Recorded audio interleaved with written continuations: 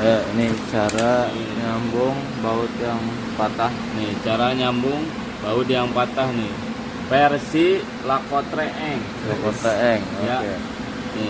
Ini baut nih patah nih. Ya. Nah ini kita tirusin dulu nih, kayak gini contohnya ya. Nah ini juga diberi lubang nih. Oke. Tergantung ya diameter berapa. Nah, jadi biar masuk putar las, ininya yang dilas.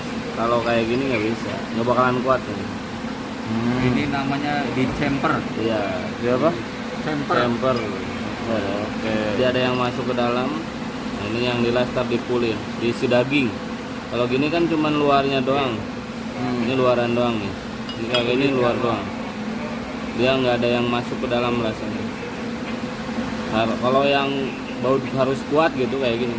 Oke. Nah ini hasil pengelasannya ya. Nih, dibikin gunung. Jadinya kayak gini. Kuatin nggak apa-apa. Ke bawah sini ke akarnya. Nah ini elektrodanya jenis apa pakainya? ini pakainya LB ya. LB singkatannya luar biasa. Ya. Artinya LB ya. Kenapa bedanya sama yang RB? Kalau RB itu ruwet biasa ya.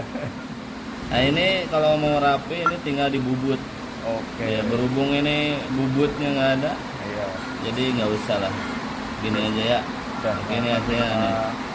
Nempel. Oke, nempel kuat. Sama ini 70 ton. Wah, Kuat ini ya.